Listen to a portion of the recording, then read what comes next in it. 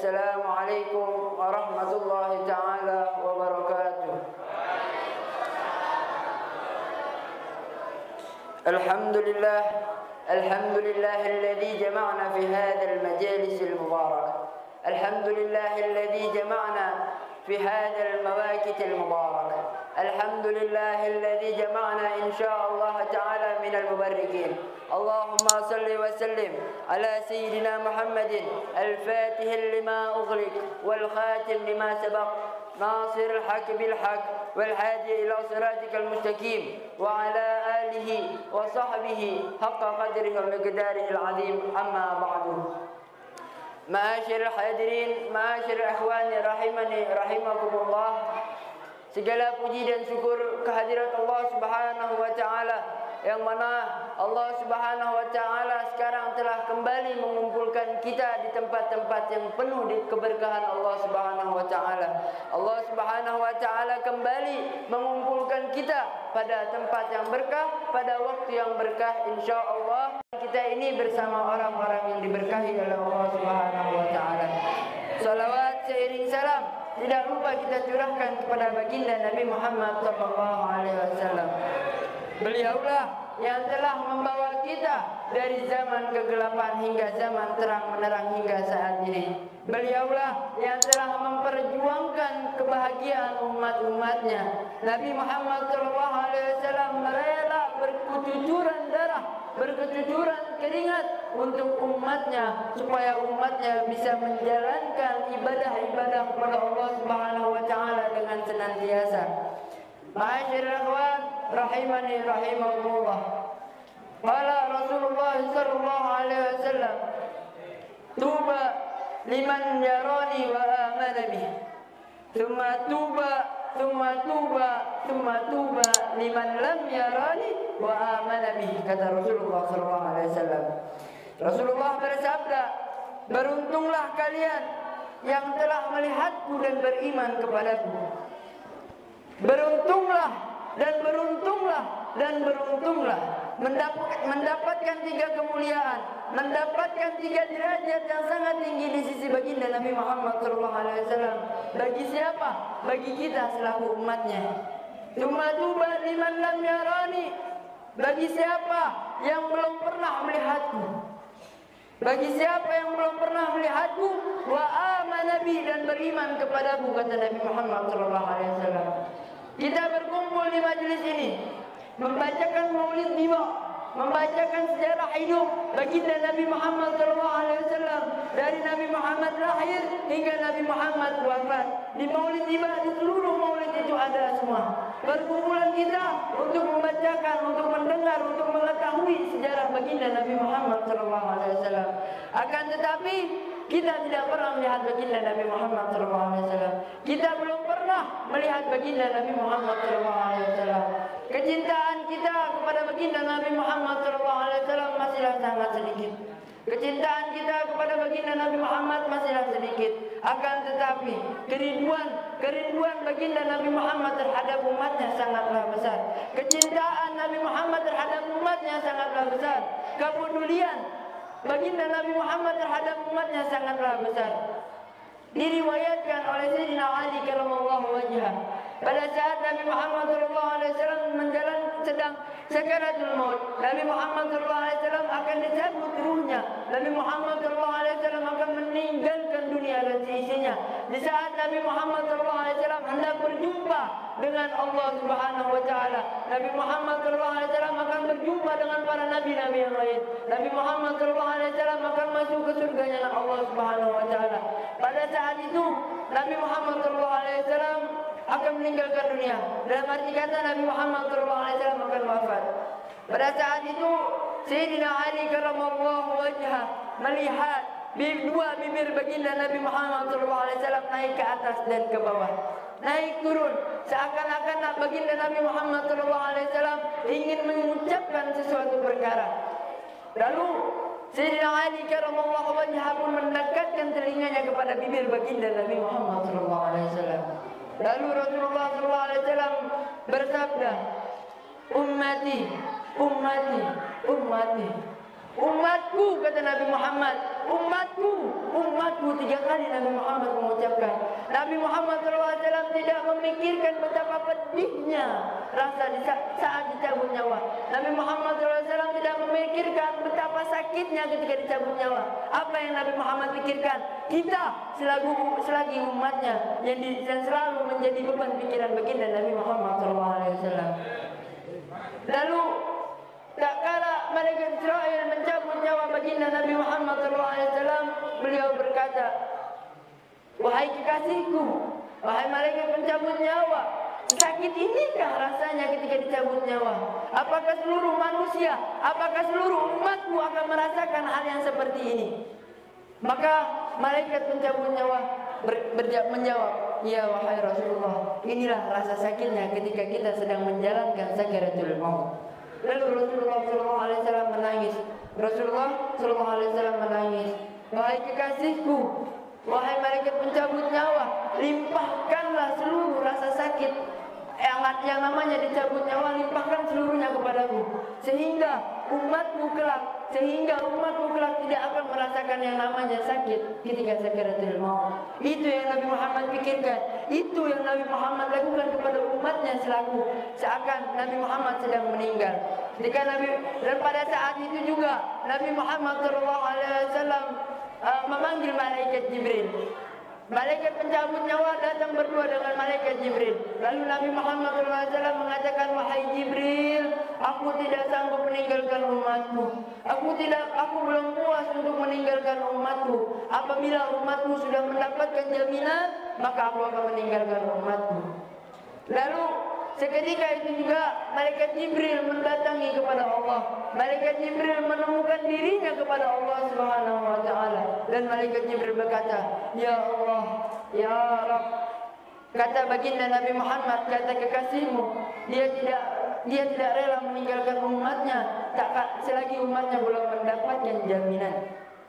Maka Allah Subhanahu wa taala menjawab pertanyaan malaikat Jibril tadi. Kata Allah Subhanahu wa taala, wahai Jibril, sampaikan kepada kekasihku, sampaikan kepada Muhammad, sampaikan kepada utusanku di dunia, sampaikan kepadanya bahwasanya kabar gembira untuk umatnya, seluruh umat baginda Nabi Muhammad akan masuk surga. Seluruh umat baginda Nabi Muhammad akan masuk ke dalam surga. Berkat siapa kita akan masuk surga? Berkat siapa? Berkat baginda Nabi Muhammad SAW. Allahumma salli wa sallim wa barik alaih. Allahumma salli wa sallim wa barik alaih. Allahumma salli wa sallim wa barik alaih. Lantas, apa yang kita lakukan kepada baginda Nabi Muhammad SAW? Apa yang kita perbuat di muka bumi ini sungguh menyakitkan hati baginda Nabi Muhammad SAW. Celakalah bagi kita selaku umatnya yang selalu membuat baginda Nabi Muhammad menangis. Celakalah kita sebagai umatnya yang selalu membuat baginda Nabi Muhammad tersedih. Celakalah bagi kita selaku umatnya yang selalu tidak bisa membuat Nabi Muhammad tersedih. Perkumpulan kita pada malam hari ini tidak luput daripada rasa rindu kita kepada baginda Nabi Muhammad SAW. Perkumpulan kita di majelis ini tidak luput daripada rasa sayang kita kepada baginda Nabi Muhammad SAW. Kecintaan kita, kerinduan kita tidak mungkin melebihi kecintaan para sahabat baginda Nabi Muhammad SAW. Kerinduan kita juga tidak mungkin seperti kerinduannya anak kecil yang hidup pada zaman Syekh Abdul Rahman Ad-Dibai. Anak kecil itu tak kala mendengar rombongan Syekh Abdul Rahman Ad-Dibai mengarang maulid tiba, tak kala anak kecil itu mendengar akan ada segerombolan musafir yang hendak berziarah ke makam baginda Nabi Muhammad SAW, anak kecil itu mendekati gerombolan tadi. Lalu anak kecil itu berkata, ya Syekh, wahai guruku, apakah aku boleh ikut untuk berziarah kepada baginda Nabi Muhammad SAW? Apakah aku boleh menziarahi kuburan kekasihku? Apakah aku boleh ikut menziarahi kuburan nabiku, rasulku, orang yang akan memberi syafaat di hari kiamat kepadaku? Apakah aku boleh ikut dengan kalian untuk mendatanginya? Lalu Syekh Abdul Rahman Ad-Dibai menjawab, jangan wahai anak kecil, kau sungguh sangat kecil, kau masih kecil, tidak pantas kau berpergian yang sangat jauh. Tak selang ketika gerombolan Syekh Abdurrahman Ad-Dibai ini sampai di kota Madinah untuk berziarah ke makam baginda Nabi Muhammad SAW, beberapa orang melihat ada anak kecil yang jatuh dari kolong kereta yang digunakan oleh Syekh Abdurrahman Ad-Dibai.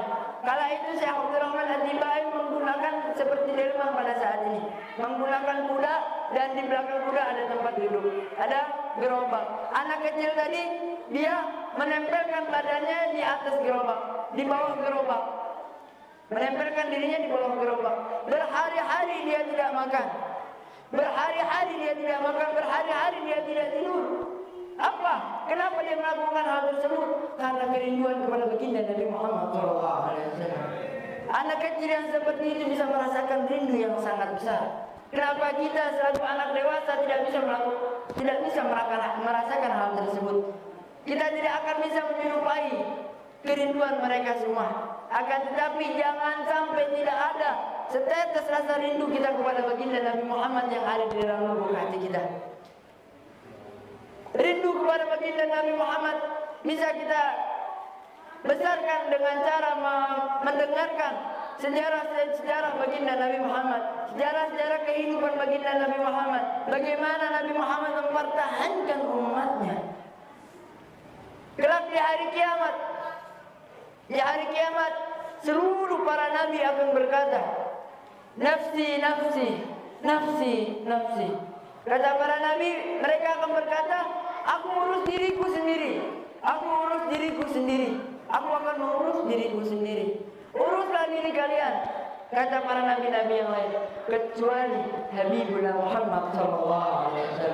Nabi Muhammad bersujud di hadapan Allah, Nabi Muhammad bertekuk lutut di hadapan Allah, seraya berkata, ya Allah, ya Allah, aku tidak minta ampunan untuk istriku, aku tidak minta ampunan untuk diriku, kata baginda Nabi Muhammad SAW. Dan aku juga tidak meminta ampunan untuk pamanku. Akan tetapi ya Allah, izinkanlah aku untuk memberi syafaat kepada umatku kelak ya Allah. Lalu Allah Subhanahu wa taala mengizinkan Nabi Muhammad SAW untuk memberi syafaat kepada kita nanti. Seluruh nabi mengatakan nafsi, nafsi. Akan tetapi baginda Nabi Muhammad SAW tidak mengatakan hal tersebut. Baginda Nabi Muhammad SAW berusaha, berjuang untuk memberikan kita syafaat. Kenapa hal tersebut dilakukan oleh baginda Nabi Muhammad? Karena kerinduan baginda Nabi Muhammad terhadap kita semua selaku umatnya. Nabi Muhammad ingin berkumpul dengan kita di surganya nanti. Nabi Muhammad ingin bersatu. Nabi Muhammad ingin berkumpul, bersatu bersama kita di satu tempat di surganya Firdaus, surga Allah Subhanahu wa taala. Bagaimana kerinduan kita saat ini, ikhwan? Di mana kerinduan kita, di mana hati nurani kita? Nabi Muhammad rela berjuang. Nabi Muhammad sampai pernah berperang. Pipi Nabi Muhammad yang mulia tembus dari sini dari kanan ke kiri, tembus pipi baginda Nabi Muhammad terkena panah, sehingga Nabi Muhammad SAW berkecucuran darah memerangi orang-orang kaum kafir Quraisy yang selalu mengganggu umat baginda Nabi Muhammad SAW.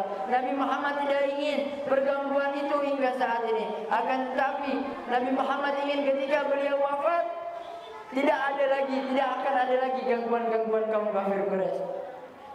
Tak kala Nabi Muhammad SAW berkecucuran darah di pipinya, lalu Nabi Muhammad menampung darah baginda Nabi Muhammad SAW. Lalu ada sahabat berkata, ya Rasulullah, kenapa kau tampung darahmu? Kenapa tidak kau biarkan darahmu jatuh ke bumi? Lalu Rasulullah SAW bersabda, seandainya darah aku ini jatuh ke bumi ini, niscaya tidak akan ada lagi umatku yang berada di sini. Tidak akan ada lagi umatku yang berada di kota Makkah. Nabi Muhammad SAW selalu memikirkan umatnya. Nabi Muhammad tidak pernah mementingkan dirinya. Nabi Muhammad selalu memikirkan umatnya. Sehingga suatu hari Nabi Muhammad selama 3 hari tidak makan. Selama 3 hari Nabi Muhammad SAW tidak makan. Perut baginda Nabi Muhammad diikat dengan tali dan digantung dengan batu. Kenapa? Karena Nabi Muhammad SAW sedang berjuang untuk umatnya. Kecintaan baginda Nabi Muhammad sangatlah besar. Kecintaan baginda Nabi Muhammad terhadap umatnya sangatlah sempurna. Tidak bisa kita membalas kecintaan baginda Nabi Muhammad kepada kita walaupun saat ini, pada hari ini kita merangkak ke makam Rasulullah SAW dengan mata kita. Tidak akan bisa terbalaskan rasa kasih sayang baginda Nabi Muhammad terhadap umatnya. Sangatlah besar rasa kasih sayang baginda Nabi Muhammad terhadap umatnya. Ikhwan rahimani rahimakumullah. Sebagai penutup ceramah pada malam hari ini, ada suatu cerita. Pada saat itu baginda Nabi Muhammad SAW berkata kepada para sahabatnya, "Wahai sahabatku, apakah kalian tahu siapa orang-orang yang paling mulia di muka bumi ini?" Lalu para sahabatnya berkata, "Para malaikatnya Allah Subhanahu wa taala." Nabi pun bersabda, "Bagaimana mereka tidak mulia sedangkan mereka tidak diberikan nafsu oleh Allah Subhanahu wa taala? Bagaimana para malaikat tidak mulia sedangkan mereka hidup di dalam lingkungannya Allah Subhanahu wa taala?" Lalu kata Rasulullah, ada lagi orang yang masih sempurna dibandingkan dengan malaikat. Lalu para sahabat pun menjawab pertanyaan baginda Nabi Muhammad SAW. Kata para sahabat, "Apakah orang yang paling mulia di muka bumi ini? Para nabi dan rasul?" Lalu Nabi Muhammad pun menjawab, "Bagaimana para nabi dan rasul tidak mulia sedangkan wahyu diturunkan kepadanya?" Lalu kata sahabat, "Apakah kami selaku sahabat menjadi orang yang paling mulia di muka bumi ini?" Nabi pun menjawab, "Bagaimana kalian tidak mulia sedangkan aku duduk di tengah-tengah kalian. Kalian hidup dalam pemandanganku." Lalu para sahabat pun berkata lagi, "Allah dan Rasulnya lah yang mengetahui siapa yang paling mulia di muka bumi ini. Yang paling mulia di muka bumi ini adalah umatku yang beriman kepadaku, akan tetapi mereka tidak melihatmu." Kita selaku umatnya tidak pernah melihat baginda Nabi Muhammad SAW. Akan tetapi kita menjadi umat. Akan tetapi kita selalu merindukan, kita beriman kepada Nabi Muhammad SAW. Peristiwa Isra dan Mi'raj kita mempercayainya. Peristiwa pembelahan salat, pembelahan dada baginda Nabi Muhammad kita percaya. Pertemuan Allah dengan Nabi Muhammad kita percaya. Nabi Muhammad melihat surga, Nabi Muhammad melihat neraka. Apapun yang terjadi kepada baginda Nabi Muhammad SAW kita percaya. Itu yang dinamakan iman kepada baginda Nabi Muhammad SAW. Ma'asyiral ikhwan rahimani rahimakumullah.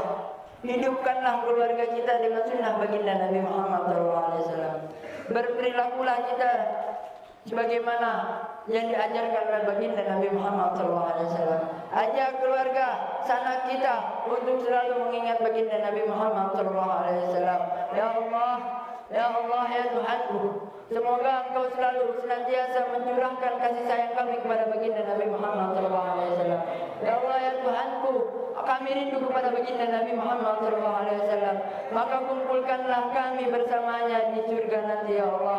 Ya Allah, jangan Kau harapkan syafaatnya kelak di hari kiamat untuk umatnya. Jangan Kau harapkan bagi kami syafaat baginda Nabi Muhammad SAW.